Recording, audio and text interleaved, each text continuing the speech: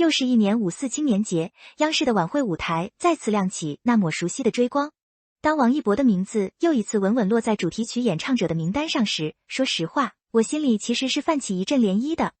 连续2年站上这个被誉为青春风向标的国家级舞台，这可真不是一句轻飘飘的人气高就能盖棺定论的。5·4晚会，它从来不是普通的商业拼盘或流量狂欢，而是一场带着厚重历史底色，又紧扣时代脉搏的青春宣言。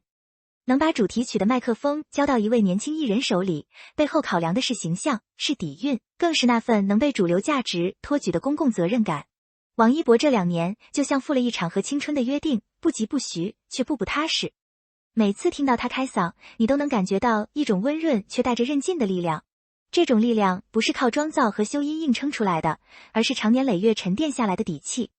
说真的，在如今这个节奏飞快、容易浮躁的娱乐圈里，能有人愿意沉下心来，用2年时间在同一场盛典里反复打磨同一份青年答卷，本身就挺让人敬佩的。这不仅仅是一次舞台演出，更像是一种文化仪式，而他恰好成了那个站在聚光灯下替当代年轻人发声的传声筒。细想一下，青春本该如此，不喧哗，自有声，咱们不妨往深里挖一挖，为什么央视会把这么核心的位置交给他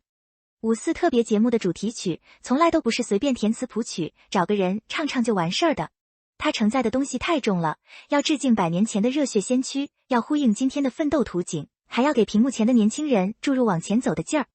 能连续2年获官方钦点，担纲这个核心角色，说明什么？说明在主流视野里，王一博早就跨越了流量艺人的单一标签，成了一种被认可的青年文化符号。很多人总觉得官方选择偏保守，求稳妥，但这次的连续认可其实特别有时代感。他不看你热搜上的有多频繁，也不看你超话打榜有多猛，而是看你能不能扛得住那份沉甸甸的期待，能不能在万众瞩目下交出零失误、有温度、能共鸣的舞台。王一博做到了。他的口碑不是靠营销矩阵砸出来的，而是一部部作品、一个个舞台、一次次公开露面攒下来的。细细品味这背后的逻辑，你会发现这其实挺打破行业惯性的。过去大家总以为流量和主流是2条平行线，井水不犯河水，但王一博用实际行动证明了，只要底色正、步子稳、作品硬，流量完全可以转化为正能量的放大器。这种双向奔赴，说实话，让很多一直默默关注他的人都觉得特别踏实。官方认可从来不是终点，而是一个新的起点，它意味着更多的信任，也意味着更大的社会责任。今年这首《未来我来》，我反反复复听了好几遍，甚至在通勤路上戴着耳机单曲循环。说实话，第一次听的时候，旋律一出来，那种昂扬又治愈的质感就直往心里钻。编曲没有走那种特别炸裂，非要靠重低音抓耳的路子，而是用层层递进的弦乐和节奏型，把一种少年意气慢慢铺陈开来，像潮水一样推着人往前走。歌词写得特别实在，没有空喊口号，也没有堆砌词藻，而是满含着奔赴远方、逐梦前行的笃定。王一博的声线在这首歌里被用到了极致，你听得出他的声音是清澈的，但又带着一种沉稳的颗粒感，像极了20出头，心里有火，眼里有光，脚下有路的年轻人。他不飙高音炫技，也不刻意煽情催泪，就是一字一句的把不惧挑战、向阳生长、奔赴未来的初心与担当娓娓道来。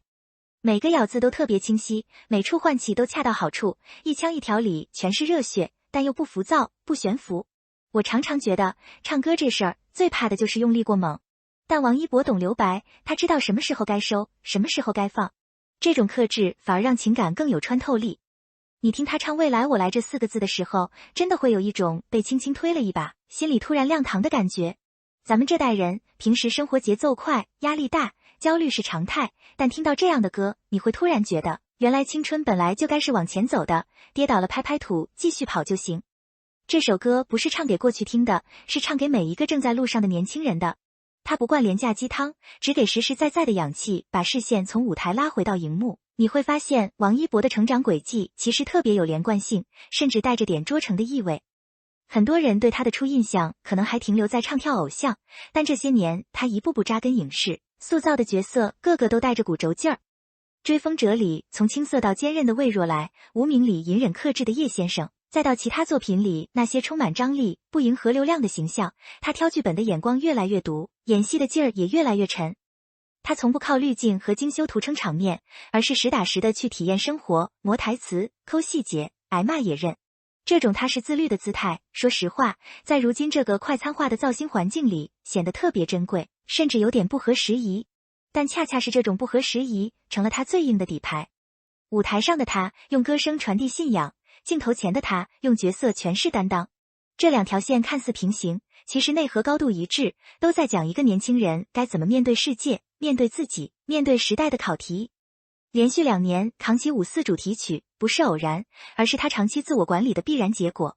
很多人总爱给流量偶像贴标签，觉得他们只有数据没有作品，只有热度没有厚度。但王一博偏偏是个反例，他用行动把流量这2个字重新定义了一遍。流量不是原罪，关键看你怎么用。如果你只把它当跳板，那热度散得比谁都快；但如果你把它当责任，当回馈社会、传递价值的渠道，那它就能变成实实在在的正面影响力。看他这2年的路，真的挺让人感慨的。原来真正的破圈，不是靠炒作话题，而是靠作品说话，靠人品立身，就不得不聊聊正能量这3个字。现在这个词听得太多，有时候甚至被用烂了，被套路化了，但放在王一博身上，我觉得特别贴切，甚至可以说是一种去标签化的真实。他从来不在社交媒体上喊空洞的口号，也不刻意立什么完美人设。他的正能量是藏在细节里的，是排练室里一遍遍抠动作、抹走位的汗水，是片场里跟前辈虚心请教的谦逊，是面对争议时不辩解，只拿作品回应的沉默，是站在5·4舞台上那一刻，眼神里透出的不躲闪的坚定。当代青年该是什么模样？我觉得不是非要功成名就才算成功，而是在认清生活的真相后，依然愿意保持热爱，保持清醒，保持向前的姿态。王一博恰好把这种姿态具象化了。他让很多年轻观众看到，原来偶像也可以不悬浮，原来追星也可以是一种正向的自我驱动。他用自己的影响力，悄悄改变这部分饭圈生态，少一点无意义撕扯，多一点公益行动，少一点盲目控评，多一点理性发声。这种改变不是一朝一夕的，但确实正在发生。作为公众人物，他本可以只专注于商业变现和曝光度，但他选择了一条更慢、更累，却更长远的路。这背后是对职业的敬畏，也是对社会的责任。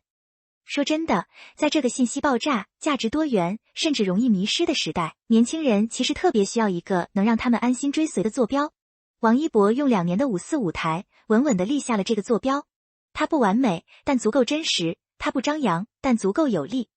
我突然觉得，王一博和5·4晚会之间的这种双向奔赴，其实早就超出了娱乐新闻的范畴，它更像是一种文化现象的缩影。当主流价值愿意拥抱年轻表达，当年轻艺人主动承载时代期待，两者之间产生的化学反应，是能真正触动人心、留下印记的。2年，说长不长，说短也不短。在这700多个日夜里，他完成了从被看见到被认可，再到被信赖的蜕变。下一次5·4，他会不会还在？没人知道。但可以肯定的是，只要他还在往前走，这份以歌声赴青春之约的初心就不会变。